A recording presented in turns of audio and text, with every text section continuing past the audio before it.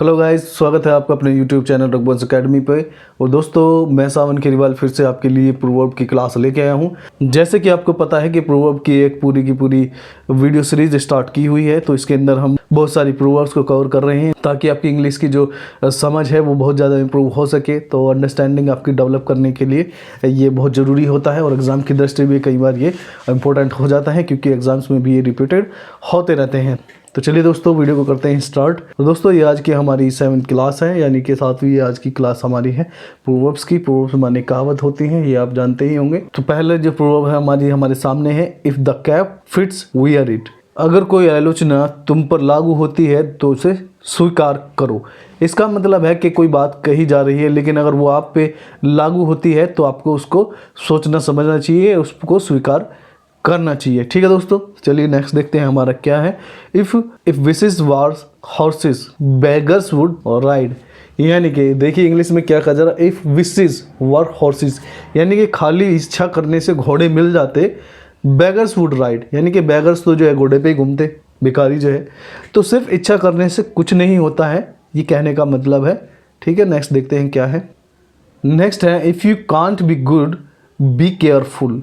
इसका मतलब है अगर आप किसी काम में निपुण नहीं हैं तो काम ध्यान से करो। भाई, जो निपुण का मतलब है जो जिसको बहुत अच्छा काम आता है, आप उसमें बहुत ही महारत आपको हासिल है, तो आप कैसे भी करेंगे तो काम अच्छा हो ही जाएगा, उम्मीद है आपसे। लेकिन अगर आप काम अच्छा नहीं जानते हैं तो फिर क्या करेंगे? काम अच्छा करने के लिए आप काम को बड़े ध्यान से करेंगे, बारीकी से करेंगे, तो वो काम अच्छा हो जाएगा। तो यहाँ इंग्लिश में यही कहा गया है, if you can't be good be careful, if you can't be the king then be the king maker. ये वाली प्रोवर्ब मैंने एक मूवी के अंदर सुनी थी, तो ये मूवी जो थी उसके अंदर से मैंने ली है और फिर इसका हिंदी मतलब आपको समझाने की कोशिश की गई है। तो इसका मतलब होता है, if you can't be the king, यानी कि अगर आप राजा नहीं बन सकते, then be the king maker, यानी कि फिर आप जो है किंग यानी कि राजा बनाने वाले बन जाइए। ठीक है, अगर तुम कोई चीज़ हासिल नहीं कर सकते हो तो उसे हासिल करने में दूसरे की मदद करो। ठीक है, आप समझ रहे हैं ना इसका मतलब। If you can't be the king then be the king maker. चलिए दोस्तों, नेक्स्ट देखते हैं क्या है। If you can't beat them join them. इसका मतलब क्या है, अगर किसी को हरा नहीं सकते हो तो उनके साथ मिलकर काम करो। आप किसी से जो है कंपटीशन लगाए बैठे हैं लेकिन आप हराने में उसे सक्षम नहीं है, तो इससे बेटर है कि आप उसके साथ मिलकर काम करें। If you can't beat them join them. If you can't stand the heat get out of the chicken. अगर किसी परिस्थिति को बर्दाश्त नहीं कर सकते हो तो उससे खुद को दूर रखो। तो नेक्स्ट देखते हैं दोस्तों क्या है। इफ़ यू पे पीनट्स यू गेट मंकीज। तो इसका मतलब हिंदी में क्या हो, इंग्लिश में हम देखें तो क्या होता है इसका, इंग्लिश में मतलब है इफ़ यू पे पीनट्स, यानी कि पे माने होता है किसी को देना या चुकाना, और पीनट्स माने क्या है, मूंगफली। यानी कि आप मूंगफली गिरी जो है एक मजदूरी के रूप में या वेजिस के रूप में दे रहे हैं, तो तो इसका मतलब है यू गेट मंकीज, यानी कि आपको काम करने के लिए क्या मिलेंगे? मंकीज, यानी कि बेवकूफ़ लोग मिलेंगे। तो हिंदी मतलब में इसको देखिए, इसका मतलब है कम पैसे में अकुशल लोग ही मिलते हैं। यहाँ काम लिखा गया है, इसके लिए सॉरी है, लेकिन ये कम है, तो कम पैसे में अकुशल लोग ही मिलते हैं। इफ़ यू पे peanuts you get monkeys.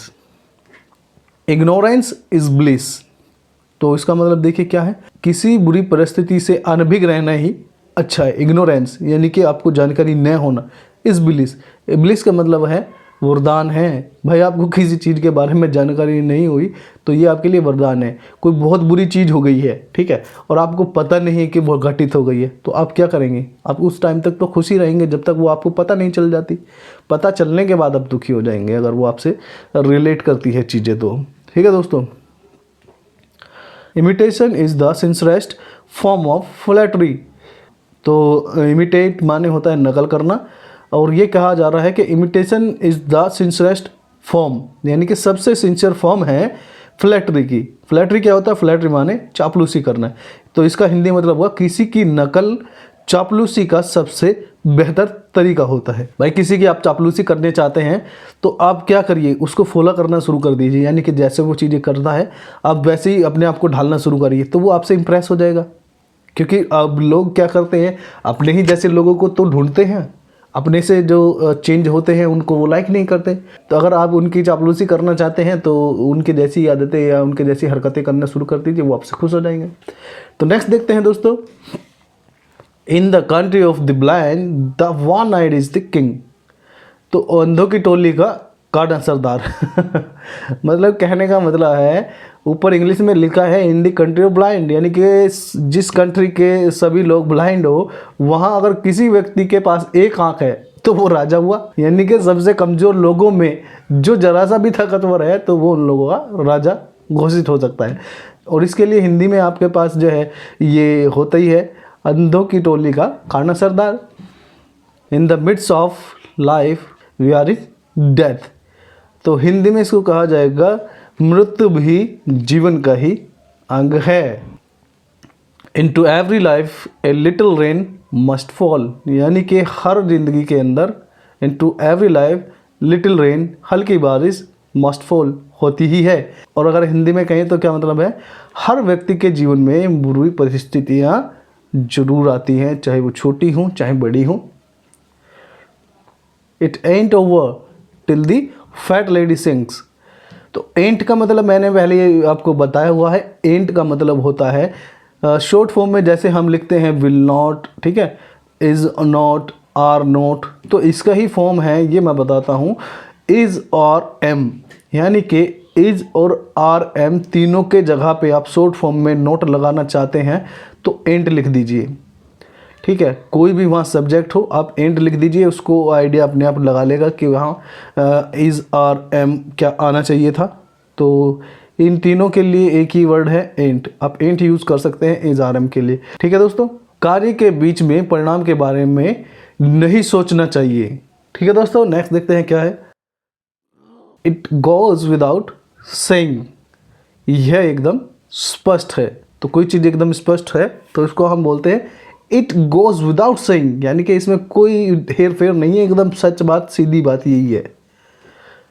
Next है, it is easy to be wise after the event, यानी कि काम बिगड़ने के बाद हर कोई सलाह देता है। यानी कि कोई काम बिगड़ जाए उसके बाद समझदार होने से कोई फ़ायदा नहीं है। समझदार होना कि भाई ऐसा कर लेते, वैसा कर लेते, ऐसा हो सकता था, वैसा हो सकता था, ये तो आप सुनते ही हैं। तो it is easy to be wise, यानी कि बुद्धिमान होना बहुत आसान है। किसके? आफ्टर द इवेंट, यानी कि जब काम हो जाए उसके बाद बुद्धिमान बनना बहुत आसान है। फिर पहले बुद्धिमान बनना चाहिए था ताकि वो चीज़ें ना होती।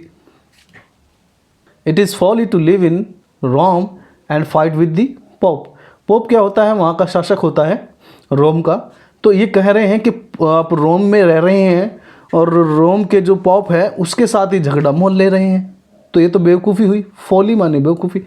तो हिंदी में हम इसको क्या बोलते हैं? पानी में रहकर मगरमच्छ से बैर नहीं करनी चाहिए। It is folly to live in Rome and fight with the Pope. It is no use crying over spilt milk, यानी कि आपका दूध जो बिखर गया है उसके ऊपर पछताने से कुछ नहीं होगा, क्योंकि पछताने के बाद वो दूध आपके बर्तन में तो आ नहीं जाएगा। तो अब पछताए क्या होत जब चिड़िया चुग गई खेत, इसको हम हिंदी में बोलते हैं। यानी कि काम बिगड़ने के बाद फिर कुछ भी करते रहो, पछताते रहो, उसका कोई फ़ायदा नहीं होता है। It never rains but it pores.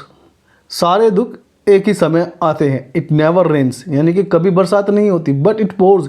पोर का मतलब क्या है? उड़ेल देना किसी चीज़ को। तो इसका मतलब क्या है कि सारे दुख एक ही समय में आते हैं। जब आपको एक दुख होता है ना तो फिर पता चलता है अब ये दिक्कत आ गई, अब वो दिक्कत आ गई, अब वो दिक्कत आ गई। आपने ऐसा महसूस भी किया होगा। It take two to tango, यानी कि एक हाथ से ताली नहीं बजती। तो नेक्स्ट देखते हैं, it takes a thief to catch a thief, यानी कि चोर को पकड़ने के लिए चोर की ज़रूरत होती है। भाई चोर को पता है कि वो किस रास्ते से जाएगा, किस तरीके से चोरी करेगा, तो वो आसानी से आपको चोर पकड़वा देगा, ठीक है। और हिंदी में हम इसको कहते हैं कि कांटे से कांटा निकाला जाता है। अभी आपके हाथ में कोई कांटा लग गया है, उसे निकालने के लिए आप क्या करेंगे? आप हथौड़ी से तो नहीं निकालेंगे, तो आप क्या करेंगे? सुई से निकालेंगे। सुई भी तो कांटा ही है ना, तो कांटे से कांटा निकाला जाता है, या फिर आप कहें तो लोहे से लोहा काटा जाता है, ये भी कह सकते हैं हम। Set a thief to catch a thief, चोर ही चोर को पकड़ता है, ठीक है। सेट ए थीफ, यानी कि अगर आपको चोर पकड़ना है तो एक चोर पहले से ही उसके लिए सेट कर दीजिए ताकि वो पकड़वा सके आपको। Set a thief to catch a thief. It takes all sorts to make a world. तो दुनिया में सब तरीके के लोग पाए जाते हैं, ये हिंदी में इसका मतलब हुआ। इट टेक्स टू मेक ए कुरेल, ठीक है। इसका मतलब क्या हुआ, ताली दोनों हाथ से बजती है, यानी कि लड़ाई करने के लिए दो पक्ष तो होने ही चाहिए, अकेला व्यक्ति अपने आप से लड़ाई थोड़ी करेगा। It is an ill wind that blows no one any good. कुछ चीज़ें इतनी बुरी होती हैं कि इनसे किसी को फ़ायदा नहीं होता है। तो हिंदी में इसका मतलब यही है, आप इसको भी याद रखें दोस्तों। It is better to light a candle than curse the darkness, यानी कि आलोचना करने से बेहतर है कि समस्या का समाधान करने की कोशिश की जाए। भाई it is better to light a candle, भाई लाइट ए कैंडल यानी कि एक लाइट कैंडल जलाना आसान है, ठीक है, यानी कि बेटर है, अच्छा है, गुड है। किसके, क्रश करने के, यानी कि अंधेरे को कोसने से कुछ थोड़ी होगा, अंधेरे से कोसने से कोई लाइट थोड़ी आ जाएगी। तो इसलिए उसको जला लेना ही ठीक है मोमबत्ती को। इट्स नेवर टू लेट, यानी कि किसी काम को करने में कभी कोई देर नहीं होती है। भाई आपको कोई चीज़ शुरू करनी है, आप सोच रहे हैं अब तो यार ऐसा हो गया, टाइम हो गया, वो होगा, भाई जो चीज़ आपको शुरू करनी है आपको कर डालिए। तो हम कहते हैं ना, कोई भी काम करने की कोई देर नहीं होती। It is never too late, भाई करना है तो करो। It is the squeaky wheel that gets the grease, खामोश रहने वाले पर कोई ध्यान नहीं देता है। यानी कि क्या मतलब हुआ, स्क्यूकी व्हील्स यानी कि जो शोर करते हैं, है ना, रुक रुक कर चलते हैं, उन्हीं पर जो है ग्रीस लगाया जाता है, ठीक है। लेकिन जो स्मूथली चल रहे हैं, क्या उनको भी ग्रीसिंग किया जाता है? उन पे तो कोई ध्यान देता ही नहीं है, तो व्हील्स माने पे ही होते हैं। तो इसका हिंदी में मतलब ये हुआ, खामोश रहने वालों पर कोई ध्यान नहीं देता है। लेकिन अगर आप चाहते हैं आप पे कोई ध्यान दे, तो आपको कुछ ना कुछ तो बोलना ही पड़ेगा। और आप सीधे साधे बन के रहेंगे तो आप पे कोई ध्यान नहीं देगा। तो दोस्तों आज की वीडियो में इतने ही पूर्वोक्त हमने लिए थे, थोड़े कम ले रहे हैं पूर्वोक्त ताकि वीडियोस थोड़ी लंबी ना बन जाए, छोटी बने। आशा करता हूँ दोस्तों आपको वीडियो अच्छा लगा होगा, और वीडियो आपको अच्छा लगा है तो वीडियो को आप लाइक कर लीजिए, चैनल को सब्सक्राइब कर लीजिए। तो चलिए दोस्तों फिर मिलते हैं नेक्स्ट वीडियो में। Till then good bye.